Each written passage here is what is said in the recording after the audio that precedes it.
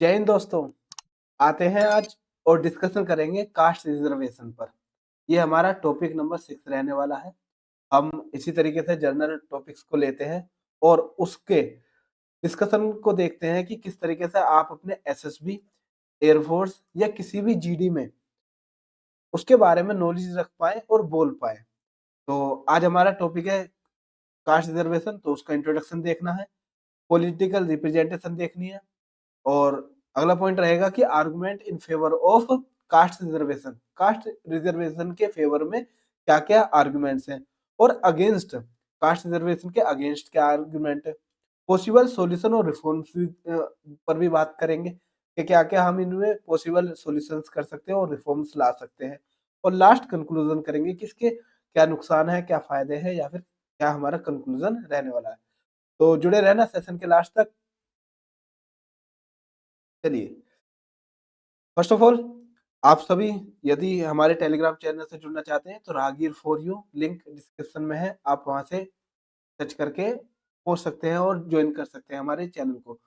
ये हमारा WhatsApp number है जहां आप अपनी क्वेरी भेज सकते हैं, बता सकते हैं।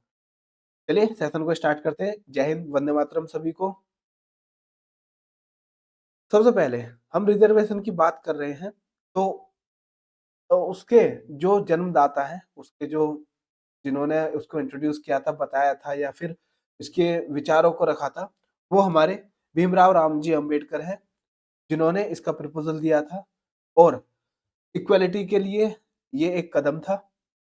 क्या इसके नेगेटिव इफेक्ट हुए और क्या इसका यूज किया जा रहा है, उस सब के बारे में हम बात करेंगे। तो हमारा पॉइंट सभी पर रहेगा। दोस्तों एक चीज याद रखना, हम जब भी डिस्कशन करते हैं कोई ऐसा चौपाल नहीं है या फिर अपने दोस्तों में डिस्कशन नहीं करते, हम ऑफिशियली डिस्कशन करते हैं किसी एक ऑफिसर के सामने और हम देश को रिप्रेजेंट करने जा रहे हैं, तो हम किसी के लिए बायस्ड नहीं हो सकते। पहली चीज, आपको न्यूट्रल रहकर उसकी पॉजिटिव और नेगेटिव दोनों साइड पर बात करनी होगी, चाहे आप किसी भी पॉइंट पर एग्री करें ना करें, बट आपको वहां पर एज ए ऑफिसर शो करना होता है कि हम एक जनरल लाइफ में क्या सोचते हैं, सही को सही और गलत को गलत बताना होगा। ठीक है दोस्तों, तो बस वही डिस्कशन है। आपको कंप्लीट टॉपिक जब सेशन खत्म हो जाएगा तब भी आप यही एक कंक्लूजन निकाल पाएंगे कि हाँ सर ने जो चीजें डिस्कस करी वो एक न्यूट्रल वे में थी। तो वही मैं आपकी कोशिश करूंगा। देखिए, कास्ट रिजर्वेशन कुछ इस तरीके से फिलहाल इंडिया में कि एसटी के लिए 7.5%, एससी के लिए 15%, ओबीसी के लिए 27% और ईडब्ल्यूएस के लिए 10%। मतलब टोटल आप यदि यहाँ देख पाए तो 59.5% आपको रिजर्वेशन है किसी न किसी कैटेगरी को।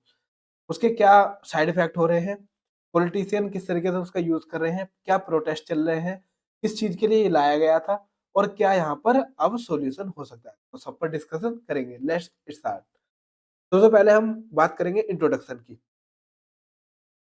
तो इंट्रोडक्शन में रहेगा दोस्तों कि कास्ट रिजर्वेशन आखिर है क्या।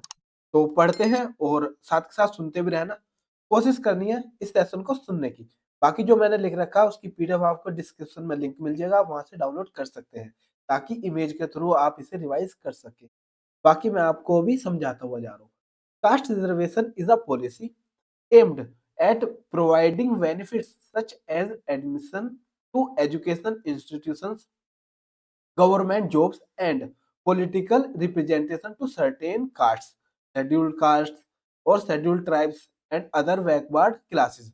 देखिए, कास्ट रिजर्वेशन एक पॉलिसी है जिसका एम है उन सभी चाहे एजुकेशनल इंस्टीट्यूशन रहे हो, गवर्नमेंट जॉब रहे या फिर पॉलिटिकल रिप्रेजेंटेशन रही हो, उनमें चाहे शेड्यूल कास्ट, ट्राइबल्स, सभी के लिए कुछ ना कुछ एक ऐसा स्थान रखना कि सभी का इस देश को बनाने के लिए योगदान हो पाए। Historical phased social and economical discrimination, उन सभी क्लासेस के लिए जिन्होंने तो पहले से ही एक सोशल और इकोनॉमिक डिस्क्रिमिनेशन देखा है, उत्पीड़न देखा है, तो उन सबको बराबरी पर लाने के लिए, आगे निकालने के लिए ये एक पॉलिसी है जिसके थ्रू उन्हें सपोर्ट किया जाता है।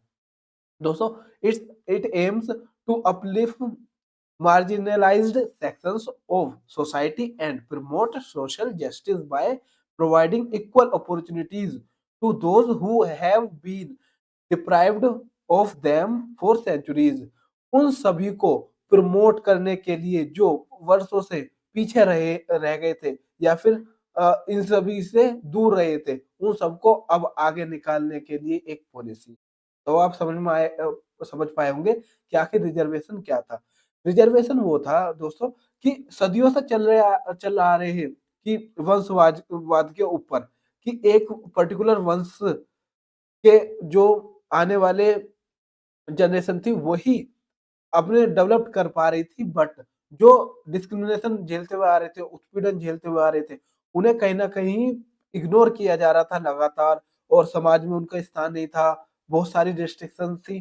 तो इस तरीके की इन चीज़ों को खत्म करने के लिए ये एक पॉलिसी थी, जिसमें इन सबको एक इक्वालिटी की तरफ ले जाया जा सके, समाज को, सोसाइटी को, जहाँ पर सबका बराबर का हक हो और सब इस देश को बिल्ड करने के लिए समान योगदान दें। तो आई होप अब आपको इंट्रोडक्शन क्लियर हुआ होगा दोस्तों। चलिए नेक्स्ट पहलुओं पर बात करते हैं। सबसे पहले आता है हमारा argument in favour of caste reservation. जानते हैं कि कास्ट रिजर्वेशन के फेवर में क्या-क्या बातें हैं और क्या-क्या रियलिटी है इसकी। तो सबसे पहले आता है हमारा point social justice and equality. सबसे पहली बात है कि सोशल जस्टिस और इक्वालिटी की तरफ हमने कास्ट रिजर्वेशन को इंट्रोड्यूस किया था। इसलिए किया था कि जो हमारा सामाजिक न्याय है वो सबको बराबर मिल सके, सबको बराबरी का हक मिल सके। तो हम पढ़ सकते हैं इसमें caste based discrimination has existed for centuries. सदियों से कास्ट के बेस पर जो डिस्क्रिमिनेशन था वो चलता हुआ आ रहा था दोस्तों।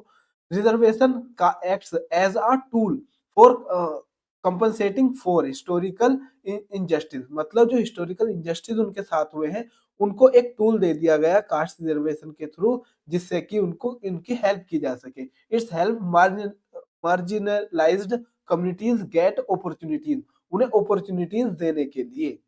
आई होप ये वाला पॉइंट आपको क्लियर हुआ होगा।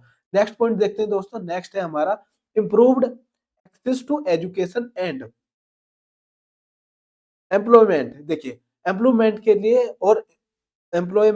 और एजुकेशन के लिए उनको एक्सेस देना भी इसका एक पर्पस था कि कास्ट रिजर्वेशन के थ्रू वो जो शिक्षा से वंचित रहे थे उन्हें अब आगे बढ़ाया जाए, उन्हें भी शिक्षा का अधिकार दिया जाए और जो वर्क वगैरह है, एम्प्लॉयमेंट है, उन सब की तरफ भी उन्हें आगे बढ़ाया जाए ताकि वो कुछ अर्निंग कर सकें और अपने सोशल स्टेटस को बढ़ा सकें। तो reservation in education and government jobs helps disadvantaged group access better opportunities leading to a more diverse and inclusive workforce। मतलब उनको बेटर अपॉर्चुनिटीज दी जाए लीडिंग टू मोर एडवर्स, मतलब अच्छे अच्छे चीजों के लिए लीडरशिप थमाई जाए। तो आई होप अब आपको क्लियर हुआ होगा कि जो हमारे हिस्टोरिकली कास्ट वाइज डिस्क्रिमिनेशन झेलते हुए आ रहे थे उनके लिए एक एक्ट, एक ऐसा टूल बना दिया जिसके थ्रू उन्हें आगे बढ़ाया जा सके और उन्हें भी अच्छी अपॉर्चुनिटीज दी जा सके, चाहे वो एजुकेशन में हो, चाहे वर्क फोर्स में हो या फिर समाज में इक्वालिटी की हो। तो आई होप आपको ये क्लियर हुआ होगा। चलिए दोस्तों नेक्स्ट पॉइंट पर बात करते हैं। नेक्स्ट है हमारा इकोनॉमिक अपलिफ्टमेंट। याद रखना हम कोई भी इस चीज से अनजान नहीं है, सबको सब पता है, बट आपको किस तरीके से अपने आप को इंट्रोड्यूस करना है, अपने पॉइंटों को रखना ग्रुप में, वो भी इंपॉर्टेंट होता है। तो जब आपके माइंड में क्लियरिटी होगी टॉपिक को लेकर तो आप अपना अच्छा परफॉर्मेंस कर पाएंगे। तो नेक्स्ट है हमारा इकोनॉमिक अपलिफ्टमेंट। जो उनकी आर्थिक स्थिति है उसको उठाया जाए, उसको बढ़ाया जाए। तो reservation enables people from lower caste to improve their social economic status, breaking the cycle of poverty and operations. अब आप देख पा रहे होंगे कि जो हमारे दलित समाज के लोग हैं या फिर जो ऐसी कास्ट है जिनको पहले प्रोत्साहन नहीं मिला, वो सबसे ज्यादा दिक्कत कहाँ आती थी? इकोनॉमिक स्टेटस में। यदि उन्हें उनके जो फाइनेंशियल कंडीशन है उन्हें सुधारा जाए, उनको इम्प्रूवमेंट किया जाए, तो वो अपने आप को और अच्छे तरीके से समाज में रिप्रेजेंट कर पाएंगे। तो बस यह भी एक पर्पस था कास्ट रिजर्वेशन का कि इकोनॉमिक उन्हें अपलिफ्टमेंट मिले, पैसा हाथ में आए, घर अच्छा बने, अच्छा कपड़े पहने, अच्छा खाना खाएं। तो बस यही एक सोच थी जो हमारे कास्ट रिजर्वेशन के लिए आगे बढ़ी थी। नेक्स्ट देखिए, नेक्स्ट और ज्यादा इंपॉर्टेंट है, वो है हमारा पॉलिटिकल रिप्रेजेंटेशन। ये क्या है देखिए, reservation in political offices ensures that marginalized communities have a voice in decision making at higher level। देखिए, पॉलिटिकल रिप्रेजेंटेशन में इसलिए सीटों को बनाया गया या फिर ऑफिस में इंश्योर किया गया, ताकि जो पिछड़ा समाज है उनकी आवाज उठाने वाला कोई तो व्यक्ति बैठे। क्या मतलब, व्यक्ति बैठा है हाई कास्ट का, ठीक है, अदर उसका, क्या वो इस प्रॉब्लम को समझ पाएगा, या वो जानता होगा? नहीं जानता होगा। इसमें सबसे बड़ा एग्जांपल है दोस्तों हमारे भीमराव रामजी अंबेडकर का। क्या है कि उन्होंने जो डिस्क्रिमिनेशन झेला, जो चीजें झेली, कि नीचे बैठाया जाता था, क्लास में नहीं एंट्री करने दी जाती थी, पानी नहीं पीने दिया जाता था। तो जब उन्होंने इन सब चीजों को झेला, तो तब वो आगे बढ़ कर आए और अपनी पढ़ाई को, अपनी स्टडी को इतना मजबूत किया, एजुकेशनल, चाहे मतलब देश के सबसे बड़े एजुकेशन में महारत हासिल करी है, तो वो हमारे भीमराव रामजी अंबेडकर जी ने की है। इतनी सारी इनके पास पीएचडी है, इतने बहुत अच्छा माइंड सेट है। तो इनको किसी कास्ट वाइज ना देखकर एक ह्यूमन बीइंग वाइज देखा जाए ना, तो ये सबसे ग्रेट आदमी है, ठीक है।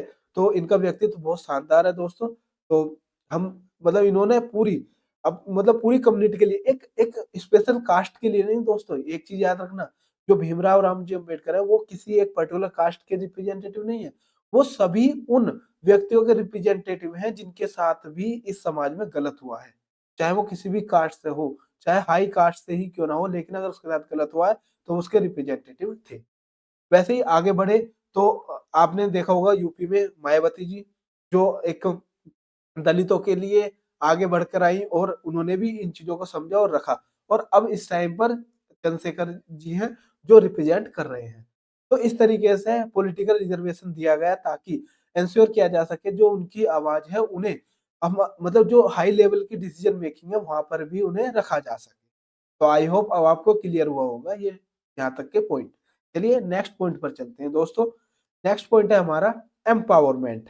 देखिए, मैं पहले ही कह चुका हूँ, यदि किसी व्यक्ति का स्टेटस को बढ़ाना है, किसी व्यक्ति को उसको काबिल बनाना, सबसे बेहतर है कि उसको एम्पावर्ड कर दीजिए, उसको इतना सक्षम बना दीजिए कि वह अपनी जो रोजी रोटी है उसे कमा सके। फिर वो किसी के यहाँ हाथ फैलाएगा नहीं, बिल्कुल किसी के सामने झुकेगा नहीं, क्योंकि वो जानता है कि मैं अपना खुद का कुछ कर लूंगा। तो यदि एक व्यक्ति के अंदर ये चीज आ जाती है तो वो किसी का भी डिस्क्रिमिनेशन झेलता नहीं है, सिंपल। तो एम्पावरमेंट करना बहुत ज्यादा जरूरी था, तो उसके लिए भी रिजर्वेशन को लाया गया। चलिए पढ़ते हैं। Reservation helps in empowering communities that were historically denied access to basic human rights. मतलब जिन्हें हिस्टोरिकली जो ह्यूमन राइट्स थे उनसे भी दूर रखा गया, मना किया गया, उनको एम्पावर करने के लिए रिजर्वेशन हेल्प करता है। Providing them with resources, skills and the confidence to engage in various sectors. मतलब अलग अलग सेक्टर्स में हेल्प करने के लिए, कॉन्फिडेंस देने के लिए, स्किल बनाने के लिए, तो और रिसोर्सेज को देने के लिए रिजर्वेशन के थ्रू हेल्प की गई। अब यहाँ पर देखिए आप, इस तरीके की कंडीशन में जब इन्हें कुछ ना कुछ वर्क सिखाया जाएगा, स्किलफुल सिखाया जाएगा, तो वो कुछ ना कुछ करेंगे। चाहे देखो वो एजुकेशन में हो, चाहे अपने हाथ से कुछ वर्क किया गया हो, या एक पूरी कम्युनिटी एक साथ कुछ ना कुछ वर्क करे, तो वो क्या होगा, जो उनकी कंडीशन है उससे इम्प्रूव होकर वो बाहर निकल आएंगे। तो रिजर्वेशन का यहाँ तक पर्पस थे, और अब तक हमने देखा कि इन फेवर, कि रिजर्वेशन के फेवर में क्या क्या पॉइंट। चलिए नेक्स्ट हम टॉपिक में आगे बढ़ते हैं, और अब बात करेंगे कि आर्गुमेंट अगेंस्ट रिजर्वेशन। रिजर्वेशन के अगेंस्ट क्या क्या आर्गुमेंट है, और थोड़ा सीरियस है दोस्तों, अनबायस्ड होकर इन चीजों को देखना और ध्यान से समझने की कोशिश करना कि हम इसमें क्या योगदान दे सकते हैं। सबसे पहला आता है कास्ट डिवाइडेड। देखिए, पर्पस तो था कि सबको इक्वेलिटी मिले, मतलब सब बराबर हो जाए, ठीक है। बट क्या हुआ, रियलिटी में क्या है, इक्विटी मिली थोड़ी थोड़ी, और रियलिटी क्या है, मतलब इतनी इक्विटी की बात की गई कि इतना इक्वल किया जाएगा।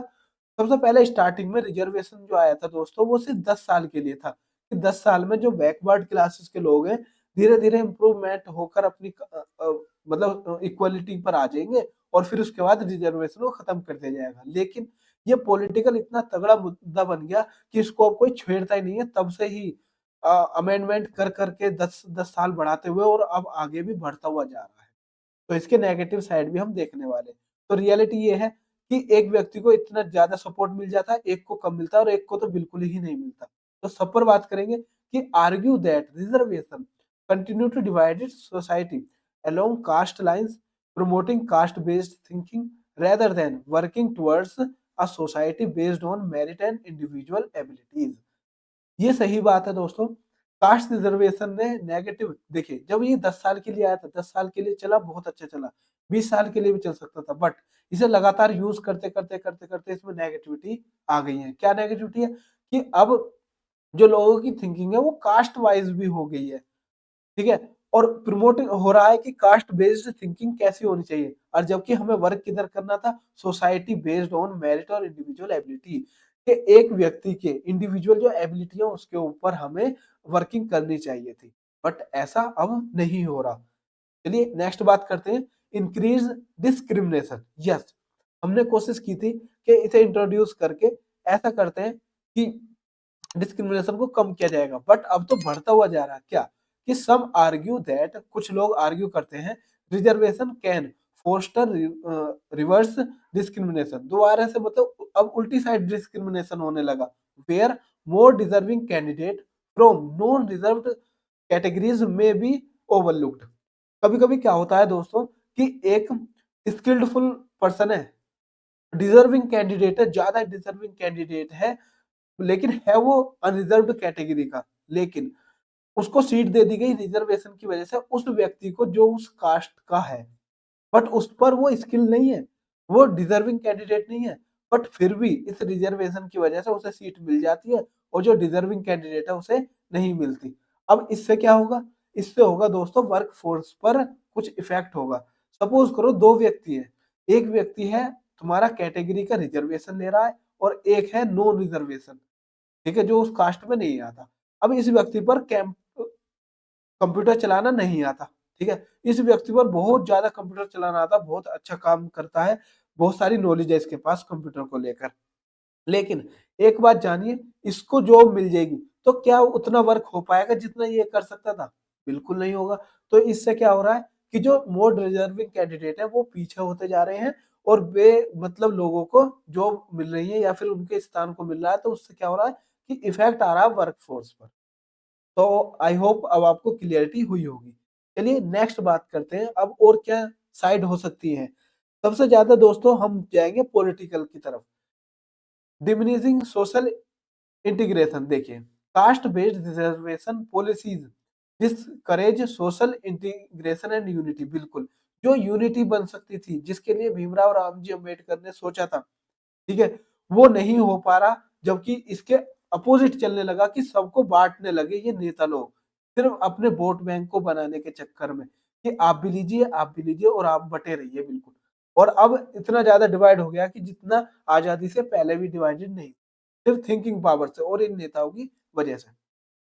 कोई ओबीसी में, कोई एससी में, कोई एसटी में और कोई नॉन रिजर्व्ड है। नेक्स्ट बात करते हैं, एक्सप्लॉइटेशन बाय द प्रिविलेज्ड। ये क्या है? Some argue that certain members of backward caste who have gained social and economic power misuse the reservation system.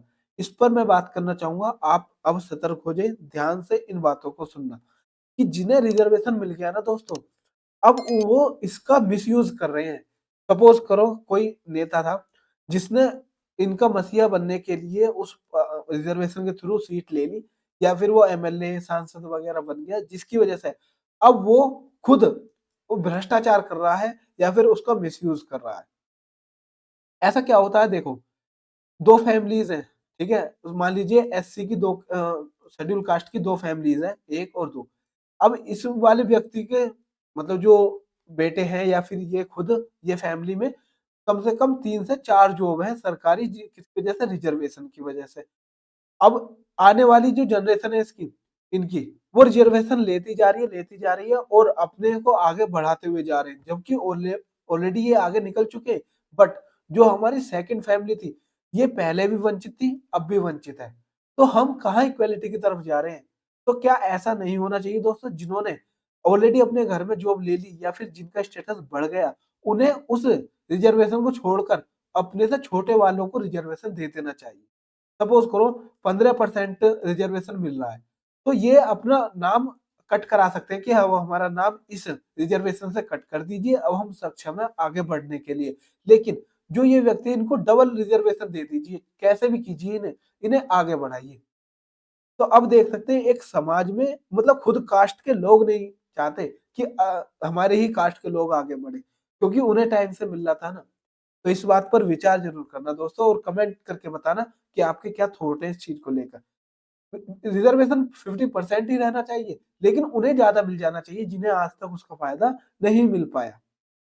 Next बात करेंगे reservation based on caste not merit. मतलब cast पर reservation हो रहा, merit पर नहीं हो रहा। तो मैं इसको एक्सप्लेन कर चुका हूँ कि एक पर कंप्यूटर ज्यादा चलाना था, एक पर कम, लेकिन कम वालों को कास्ट की वजह से रिजर्वेशन मिल गया और मेरिट गई भाड़ में। तो इस तरीके से हमारा समाज इस टाइम पर चल रहा है।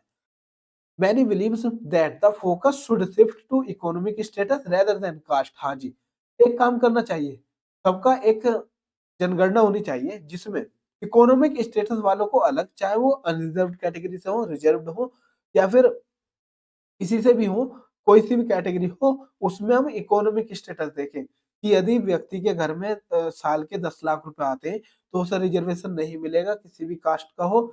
और यदि 10 लाख से कम आते हैं या फिर एक इनकम सेट कर दें उससे कम है तो उसे स्टेटस मिलेगा। अब poverty and lack of opportunity, जो पॉवर्टी में है और जिन्हें अपॉर्चुनिटी नहीं मिली, उनको अलग से एक लिमिटेड मेरिट बनानी चाहिए जिन्हें आगे बढ़ाना चाहिए। Not limited any specific caste, किसी कास्ट में स्पेसिफिक नहीं होना चाहिए। Merit based system encourage talent and skill over caste integrity, fostering more inclusive growth. जी बिल्कुल, जो हमारा मेरिट बेस्ड सिस्टम होगा ना दोस्तों, वो ज्यादा स्किलफुल वर्करों को लेकर आएगा और बहुत ज्यादा हमें टैलेंट देखने को मिलेगा।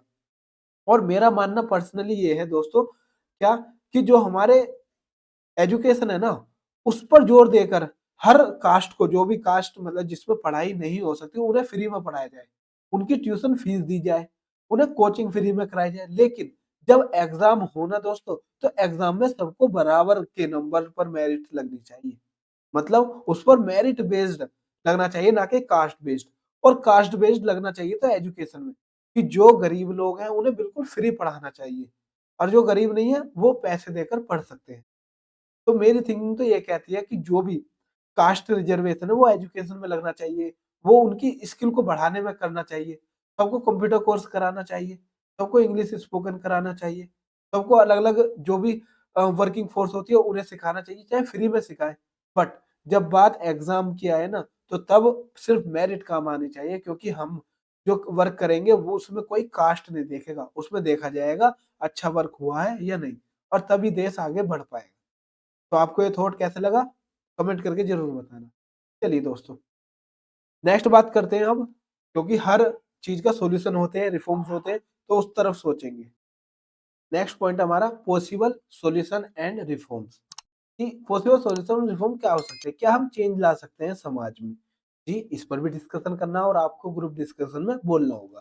क्या है, economic criteria for reservation.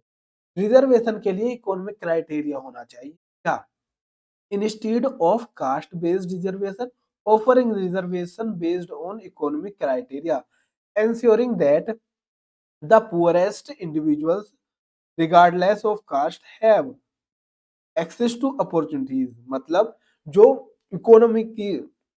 Economically poor हो, उस इंडिविजुअल को ज्यादा फायदा देना चाहिए स्किल में, वर्क में, कैसे भी करके, इंस्टीड ऑफ कि कास्ट क्या है, उसकी कास्ट को बिल्कुल खत्म कर दिया जाए कि हम कास्ट देखेंगे नहीं। हम देखेंगे कि क्या आप गरीब हैं या नहीं है। यदि आपके घर में सब सुविधाएं हैं तो आप कास्ट कुछ भी मायने रखते हो, आपको रिजर्वेशन नहीं मिलेगा। लेकिन आप किसी भी कास्ट से हो बट घर की स्थिति खराब है, फाइनेंशियल कंडीशन खराब है, तो आपको रिजर्वेशन छूट बिल्कुल मिलेगी।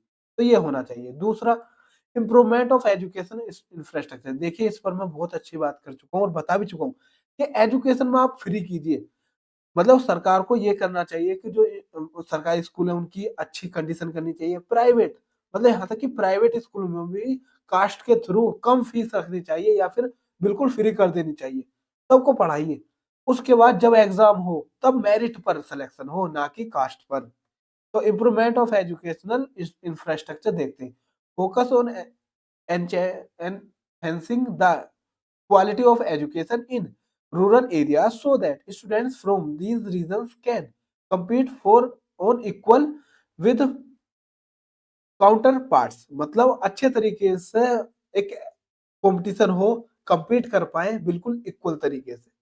वो कब होगा? जब रूरल एरियाज में भी एजुकेशन सिस्टम को और अच्छा बढ़ाया जाएगा, सबको पढ़ाया जाएगा। और याद रखना, एक स्किलफुल पर्सन चाहे किसी भी कैटेगरी से हो, वो अपना खुद का कुछ ना कुछ कर लेता है और अपने स्टेटस बढ़ा सकता है। आई होप ये पॉइंट भी क्लियर हुआ होगा दोस्तों। चलिए नेक्स्ट पॉइंट पर चलते हैं। नेक्स्ट जो सॉल्यूशन हो सकता है वो है हमारा मेरिट कोटा सिस्टम, मतलब मेरिट के ऊपर लगनी चाहिए। Implement a hybrid model where both merit and reservation criteria are applied to ensure that deserving candidates from marginalized communities still benefit without compromising the equality of selection. Quality of selection मतलब जो हमारे marginalised communities हैं उनमें से जो अच्छे व्यक्ति हैं, जो मतलब डिजर्विंग कैंडिडेट है, उनको हम आगे बढ़ा सके और जॉब प्रोवाइड करा सके। तो इस तरीके से हम आगे बढ़ा सकते हैं समाज को। नेक्स्ट है focus on empowering marginalised communities. जो मार्जिनलाइज्ड कम्युनिटीज है उनको एम्पावर किया जाना चाहिए, उस पर जोर देना चाहिए। Rather than just focusing on reservation, efforts should be made to improve the overall condition of backward castes by providing better access to health care and employment opportunities. बिल्कुल सही बात है दोस्तों। जो ये आपके लीडर्स हैं, नेता लोग हैं, ये खुद अंधा रख रहे हैं हम सबको, हमारे आंखों में पट्टी बांध के रखते हैं सिर्फ कास्ट कास्ट। अरे यदि इतना ही हमें इम्प्रूवमेंट देना है, लोगों को आगे बढ़ाना है, तो हेल्थ केयर और एम्प्लॉयमेंट में आगे बढ़ाइए ना, वो खुद अपना कर लेंगे। लेकिन नहीं, इनके फिर वोट बैंक कैसे चलेंगे? तो इसलिए हमें सबको इसी चीज पर जोर देना चाहिए कि एम्पावर कीजिए कम्युनिटीज को। यहाँ तक आई होप आपको टॉपिक क्लियर हुआ होगा दोस्तों। चलिए टॉपिक का लास्ट करते हैं और कंक्लूजन पर बात करते हैं। हम इसका कंक्लूजन में किस किस पॉइंट को रख सकते हैं। तो the caste reservation debate is complex. बिल्कुल सही बात है दोस्तों कि कास्ट रिजर्वेशन की जो डिबेट है बहुत कॉम्प्लेक्स है। हम यहाँ तो कर पा रहे हैं आपस में, क्योंकि आप स्टूडेंट हो, मैं टीचर हूँ, मैं आपको जो समाज का है ना वो दिखा रहा हूँ, लेकिन आप ओपनली नहीं कर सकते। बहुत ही डिफिकल्ट है कि किसको तर्क दे पाओगे क्या सही क्या गलत। आज से जो 2000 साल पहले, 1000 साल पहले डिस्क्रिमिनेशन हुआ, उसको आज भी तुलना की जाती है। क्यों भाई? समाज आगे बढ़ चुका है, दुनिया आगे बढ़ चुकी है। जब जब कंडीशन थी, अब उस पर क्या दोष देना? मतलब एक कास्ट चल रही है, पहले उन्होंने डिस्क्रिमिनेशन किया, लेकिन अब बदलते बदलते माहौल ऐसा हुआ कि वो बिल्कुल लो पर आ गए और जो अदर कास्ट थी वो हाई होगी। तो क्या अब भी उनकी सजा इनको मिलनी चाहिए? अरे जब का माहौल था, अब इसे भूल जाओ, आगे बढ़िए और देखिए हम अपने आप को कैसे इम्प्रूवमेंट कर सकते हैं। तो इसलिए ये डिबेट कॉम्प्लेक्स है, as it involves balancing social justice. While the reservation system has played an important role in uplifting marginalized communities, हालांकि रिजर्वेशन बिल्कुल अपलिफ्ट करता है, लेकिन गलत तरीके से अब ज्यादा हो रहा है। Ultimately the debate revolves around the pursuit of true equality and social justice in rapidly change society. तो रैपिडली चेंज सोसाइटी के लिए अब हमें कुछ ना कुछ रिफॉर्म्स लाने होंगे। आप अपने टॉपिक में इन सब का डिस्कशन कर सकते हैं। तो अब आप अपना जो पॉइंट ऑफ व्यू हो दोस्तों कमेंट बॉक्स में लिख सकते हैं, बता सकते हैं और क्या क्या सुविधाएं हो सकती है, क्योंकि आप ही आगे आने वाली जनरेशन को रास्ता दिखा सकते हैं और आप इस देश का फ्यूचर है, ये याद रखना। तो जैसी थिंकिंग आपकी होगी वैसा ही आप वर्क देश के लिए करोगे। तो बाकी जो भी आपका फीडबैक हो कमेंट में जरूर लिखें, भर भर के लिखें, जितना भी अच्छा लगा हो, कंटेंट कैसा लगा, हमारे थॉट कैसे लगे, हमने एक्सप्लेन कैसा किया और आपको इससे फायदा मिला या नहीं। चलिए दोस्तों मिलेंगे अब हम नेक्स्ट टॉपिक में। आप मुझे टॉपिक भी सजेस्ट कर सकते हैं। Thanks for watching. जय हिंद।